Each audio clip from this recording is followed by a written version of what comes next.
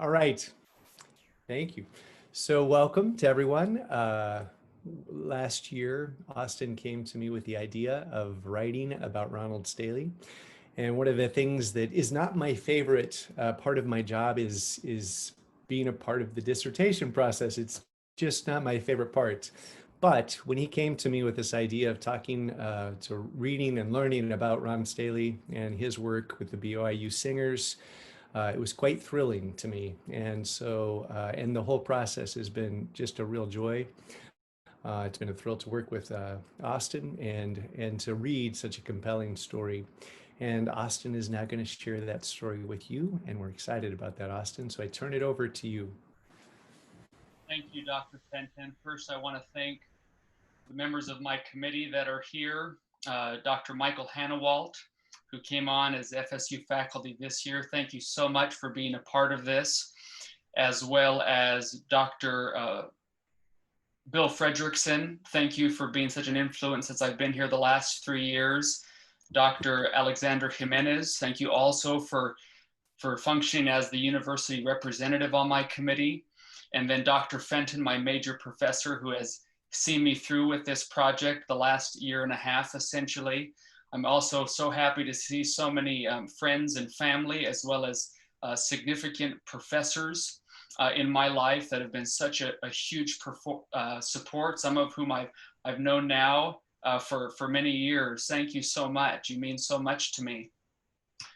So let me go ahead and minimize this here, and I'll get started.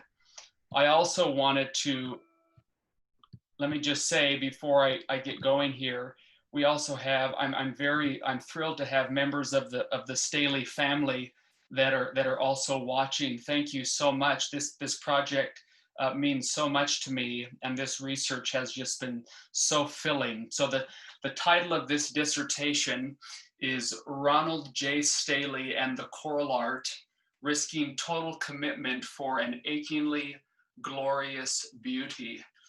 And I think that title effectively talks about Dr. Staheli and everything he stood for. So first, the need for this study. Renowned conductor Anton Armstrong said this about Dr. Staheli and BYU singers.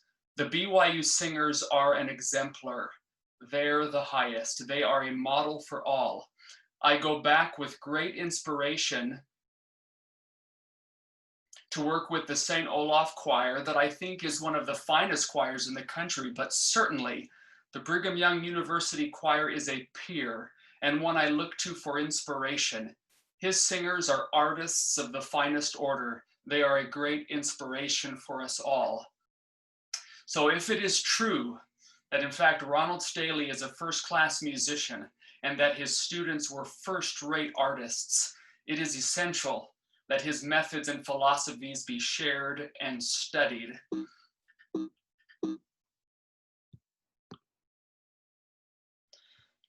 And then the purpose of the study. This dissertation examines the historical significance of Dr. Staheli's 37-year career at Brigham Young University. This study documents Staheli's musical upbringing and his contributions to choral music. It does not only examine the factoids of his career, but most importantly, his remarkable approach to music making. Many sources have made this documentation possible, and I just added in there that the bibliography is over 30 pages. So it is a significant body of work with many documents and people that have contributed to make this a reality.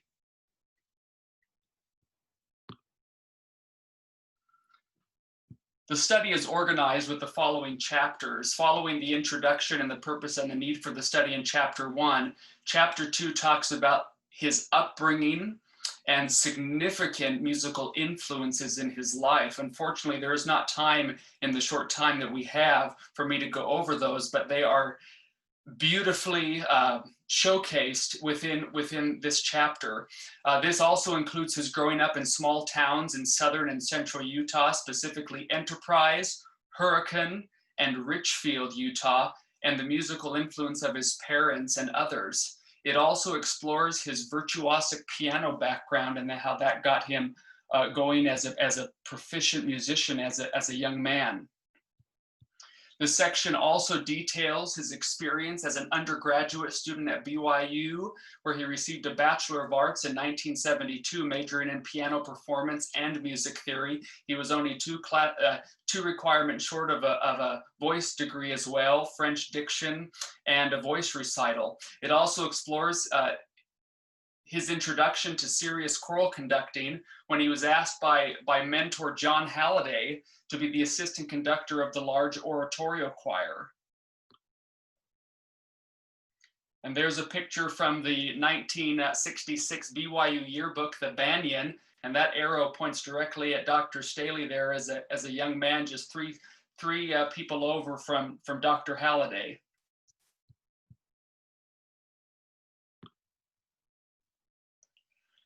Chapter 2 concludes with Staheli's time at the University of Southern California with nationally known choral conductor Charles Hurt, where he earned his Master of Music and Doctorate of Musical Arts degrees in choral music. He also, for both of those degrees, he was awarded the department's Choral Music Award. Now, following his oral examination in 1977, Dr. Hurt invited the newly minted Dr. Staheli to come into his office, and he came around his desk, and for the first time in the years that he had studied with Dr. Hurt, Dr. Hurt hugged him, and he was a very large man. He hugged him, kissed him on the cheek, and then grabbed him by the shoulders, and he made this statement to Dr. Staheli: "Now your education begins." And I've just loved that since the first time I heard it. Chapter 3 discusses his first 3 years as a university faculty member at Wichita State University from 1975 to 1978. Then he was recruited essentially by BYU, where he started in 1977. And those first 6 years at BYU, he conducted the oratorio choir. And then in 1981, he was asked to conduct the chamber choir. He renamed it Chamber Singers in January of 1982.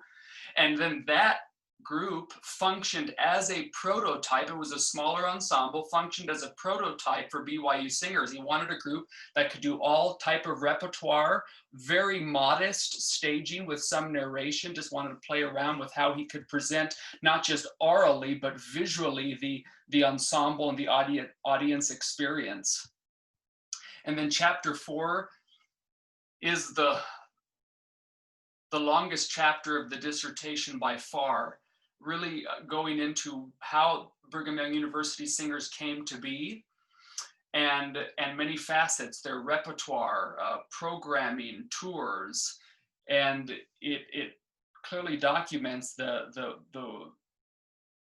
contributions that ensemble has made to choral music. Chapter 5, Dr. Staheli, is about him as a musician, as well as his personal motivation for doing what he did as a choral conductor. And then chapter 6 talks about his 30 published pieces. And he also has a website that has many, many pieces that he doesn't charge anybody for, that he's created since he retired in 2015.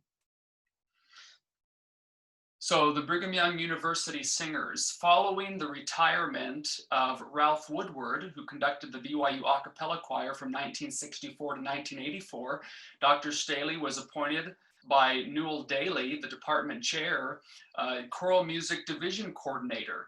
And the only stipulation that Newell Daly gave to Dr. Staheli was that BYU singers fit on one bus in order to tour more easily. And those of you that have programmed tours know how if you get on another bus, the cost does go up. So that was the only rule. And then also, so Dr. Staheli wanted to see how he could realign the choral area. And so he discussed with new colleague, Mac Woberg, who joined the faculty in 1984, about creating a concert choir and to strengthen the men's chorus as well as the women's chorus at the time. For me, there are three artistic pillars that made BYU Singers during Dr. Staheli's tenure what they are. The first of these is a richly dynamic document called the BYU Singers Psyche that early in the 1990s, Dr. Staheli penned himself to be able to share at annual fall retreats with the new ensemble. And then also another document that Dr. Staheli wrote called The Primary Goal and Mission of BYU Singers. Though the material within this document, he spoke of throughout his career, but he finally put it on paper at the latter end of his time at BYU. And again, he retired in 2015. And also, as far as I'm concerned, the unique artistry, tone, and diction of BYU Singers. So first, the BYU Singers Psyche. The psyche was meant to be a unifier, a model of ethics, essentially, for each member of what he referred to as Team BYU Singers. To harness a oneness mentality, he expected each member of BYU Singers to demonstrate buy-in to these principles. It was a template of constancy, a paradigm for life, and a way that each member of the ensemble could support each other. Some of the principles of the psyche are first, be aware. He wanted them to listen hard with heart and ears. Watch carefully, see the intent as well as the actual action. A lot of that has to do with his conducting, sensing his intent and the things he was actually showing. Touch joyfully, connect. Allow yourself to be fully invested and committed to life. All of these things transferable completely to music making. Feel deeply. Don't sequester yourself from life. Don't insulate yourself by holding life and people at a safe distance. Give freely. Express rather than impress. Give without concern for credit or recognition. He would ask the singers and himself, what are our motives as an ensemble? Number 2, be fierce, live with full intention. Number 3, take risks. Everything is sweetened by risk. He shared this poem by Mary Oliver in the document. She said, when it is over, I want to say, all my life, I was a bride married to amazement. I was a bridegroom taking the world into my arms.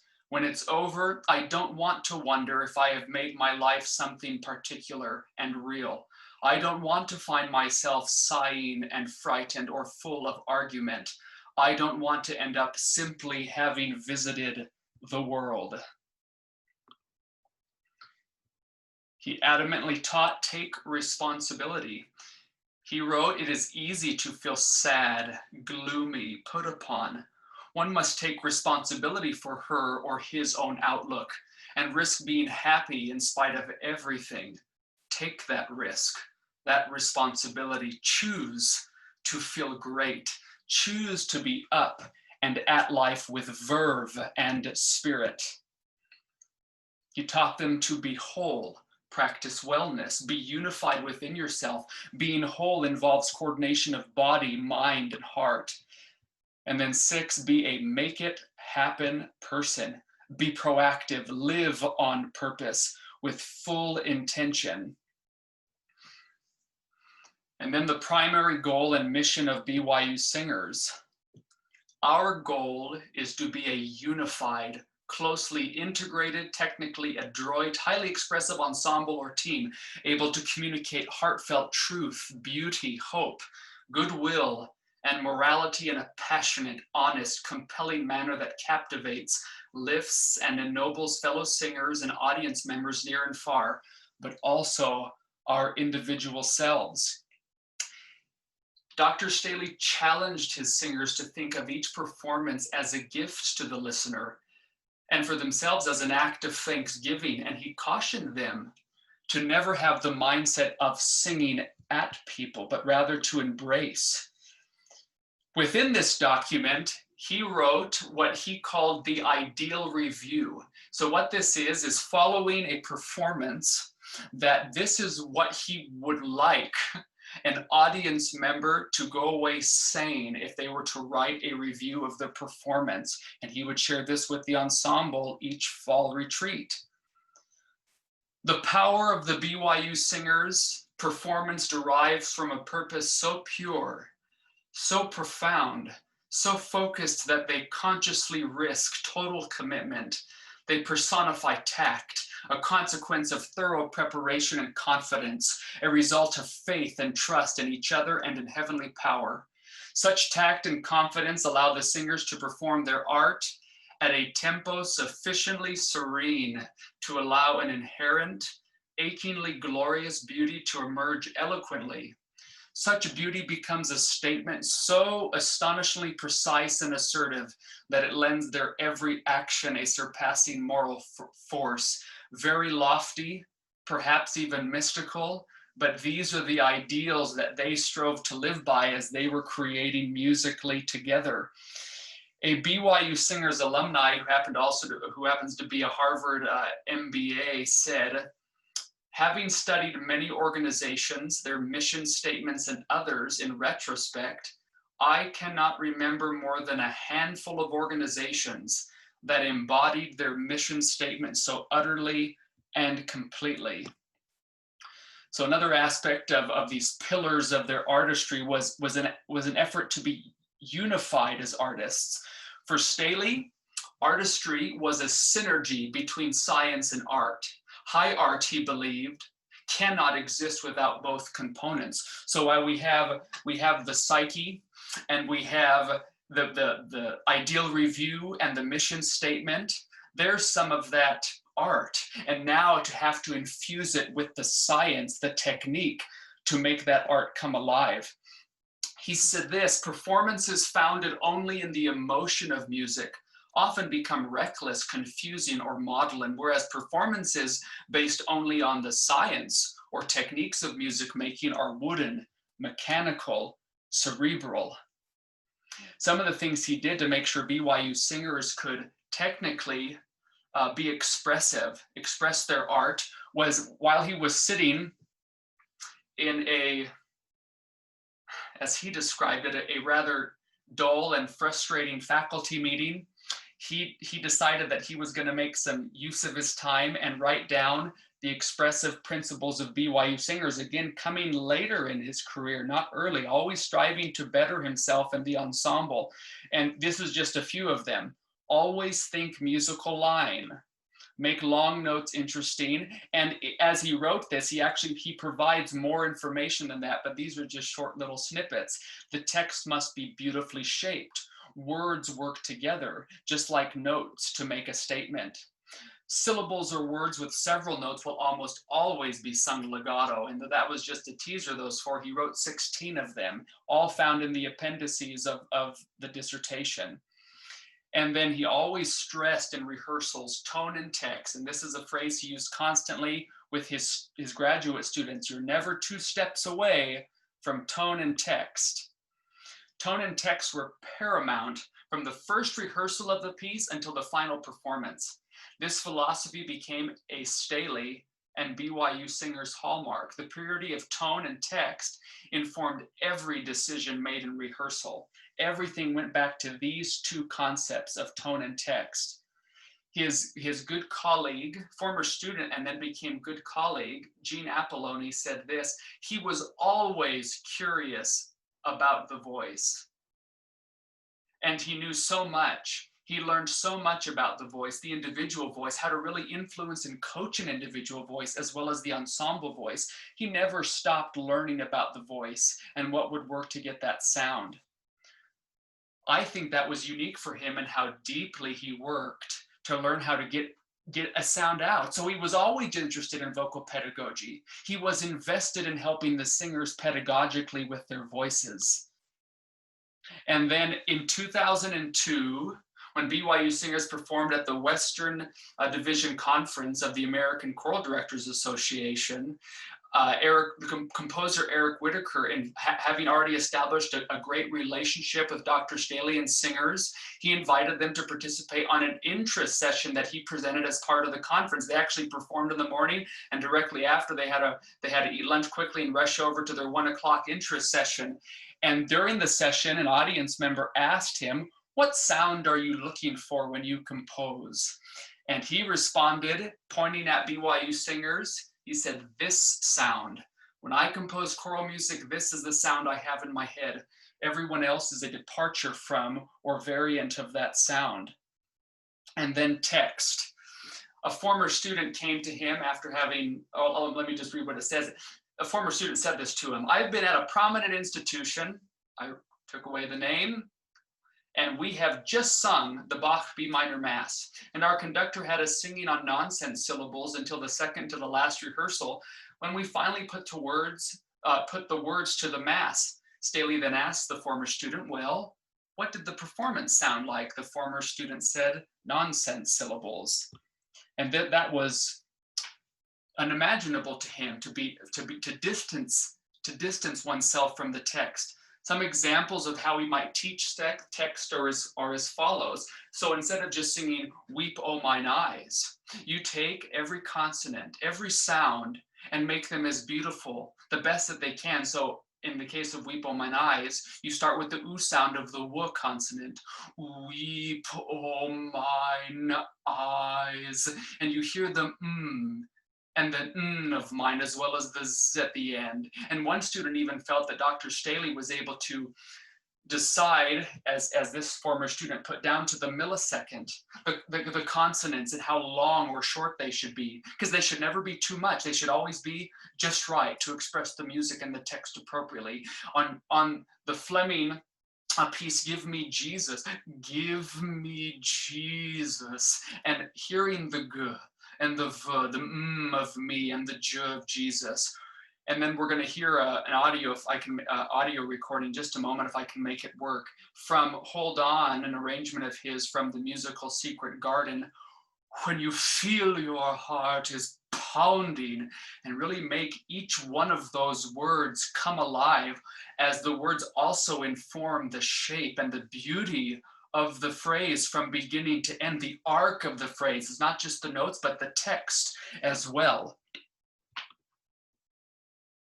And when they did not give their very best, this is something that he would say to them: "You are artists. Where did that come from? You can't speak those words like that. That's a sacrilege to sing that beautiful poetry in that tone of voice. Speak the words with your heart. Never take the text for granted." So what I'm going to do now, I'm going to go out of the slideshow just momentarily, and then I'm going to share this if I can.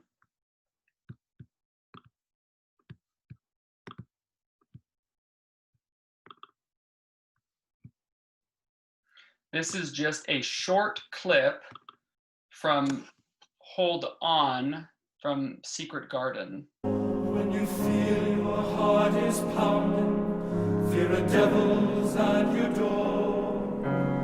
There's no place to hide, you're frozen to the floor. What you do then is you force yourself to wake up, and you say, "It's this dream, not me, that's bound to go away. Hold on, the night will soon be by. Hold on, until there's nothing left to try."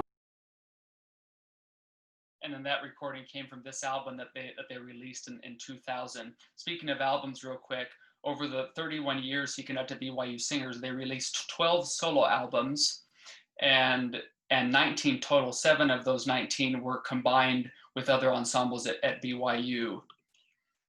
Some major performances and tours I wanted to highlight during these 31 years were 4 regional conferences of the American Choral Directors Association: Fresno, Hawaii again 10 years later, and then Santa Barbara, California, and the national conference performances in Salt Lake City in 1985, Los Angeles in 2005, and Chicago in 2011. And then they were invited to be the US representative at the World Symposium on Choral Music in 1996 in Sydney, Australia. BYU singers performed in the Kennedy Center in 1993 in Washington, D.C., Carnegie Hall in 1999, and they were invited to be the first non-African American choir to perform at what was called the Extravaganza in Black in Las Vegas, where they were able to perform with Gladys Knight. And then at the National Association for Music Education Conference in 2006. Over the 31 years that Dr. Staheli conducted BYU Singers toured 538 days in 32 states and Washington, D.C., and 29 countries. Dr. Staheli always wanted BYU Singers to tour, most importantly, where they could be the most good. Their tours had a real purpose in terms of how they could be of service to others when they went on these tours, having full support of the university and the College of Fine Arts, as well as the Department of Music. The picture on the left shows them in his first major tour. I mean, the other tours that he had took at Wichita State lasted days. This tour lasted approximately a month, and they were in the former Soviet Union at the end of his first year. They're in Red Square in Moscow. There, a picture in Egypt in 1989, when they also toured in Jordan and Israel. Here is a picture from 1999, singing in the BYU Jerusalem Center for Near Eastern Studies. If you look up to the left of your screen, you will see the Dome of the Rock there. And they've toured Israel multiple times. And then here's a picture in 2001 performing in Ghana. And they toured that at the end of that semester, they toured in Togo and Benin, and then here it shows Ghana. And then here's a picture with some Ghanaian tribal chiefs in Cape Coast, Ghana. And then here's a picture from 2012 where they performed in St. Paul's Cathedral. Dr. Staheli considered this a milestone for him to do that. They performed a 30-minute a cappella concert there. And then now I want to shift to what did he do in rehearsals? Again, the time is limited. The dissertation does outline this very specifically, but some of the things he did to prepare for rehearsals. He was always prepared for every rehearsal. Whoever I talked to, whoever I wanted to get more information about this, the conclusion was definite, that prepared for every rehearsal. He knew the music inside and out, whether it was structure, text, rhythm, harmonic, and melodic analysis, so on. This facilitated highly effective rehearsals and in turn performances. Because he knew this music inside and out, Dr. Staheli was able to respond honestly and instantly to BYU singers during rehearsal, never an idle word. He was sufficiently open to what they were feeling and giving, and he genuinely heard them as a result of this painstaking preparation. Rehearsals, many former students recognize rehearsals as being exceedingly fast-paced, high energy, and again, because of this preparation, tremendously efficient. And BYU singers, they rehearsed from 1991 through 2015, they rehearsed 5 days a week, 3 days of the week for 50 minutes, 2 days a week for an hour and 20 minutes. Prior to that, they were still rehearsing just as often, but he liked to have the time spread out that way. Some of his rehearsal catchphrases, and again, within this section of the dissertation regarding his rehearsals, there's a whole list, probably about 60 of them. And here are just some. Friends, come to the party.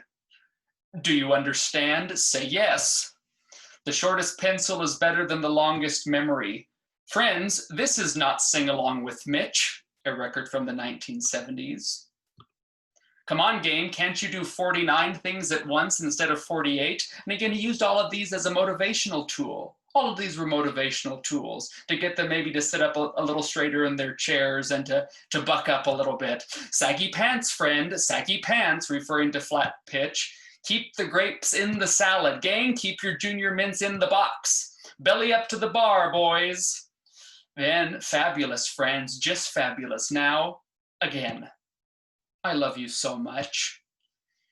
You're like Bedouins wandering around without a tonal home. Tenors, you're singing in the slitch. We need more champagne in that sound, sopranos. And one more, possibly my favorite. That vowel stretches from here to Payson. And Payson is 18 miles southwest of BYU. When I read these for the first time, I laughed out loud, reading many of them. And then now some conclusions.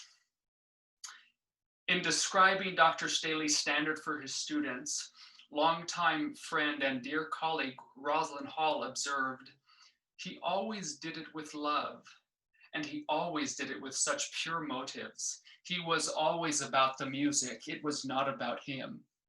And we honored the music by giving it our absolute best effort. Ronald Staheli gave his entire self to choral music during his 37 years at BYU. Again, coming from many people who know him so well, fame or fortune did not interest him. He was concerned with serving the art, his students, and deity. Undoubtedly, Ronald Staheli's drive to be the best choral musician he could be was rooted in his faith and desire to serve others. His foundational goal was to explore and create high art with the potential to lift others through beauty. Staheli prepared himself for every rehearsal, lecture, conducting lesson, performance, and tour, so each might satisfy the full measure of its purpose. He gave full, uninhibited effort because for him, anything less would be an unworthy offering. He loved his students fiercely, and with them risked total commitment to the choral art. Trusting in each other, they discovered this achingly glorious beauty that he wanted so much for them as an ensemble. And then just in this last little bit, I'm gonna exit again and then play this little clip from a April 1999 performance of a piece he wrote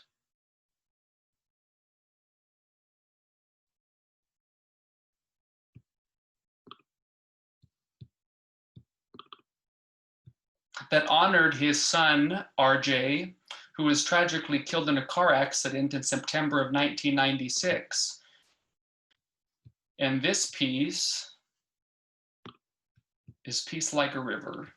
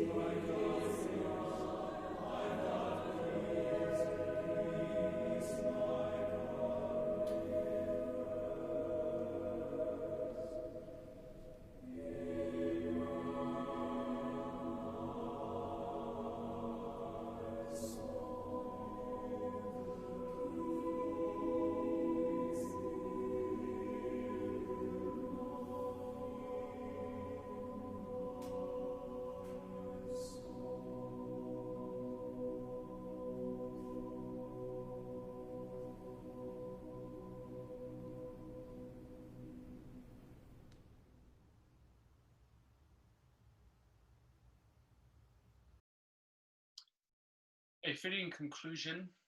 Thank you all so much for being here to listen to this presentation on Dr. Ronald Staheli. And again, I appreciate you so much, and thank you and Dr. Fenton and the committee and former faculty, friends, and family. Again, thank you very much.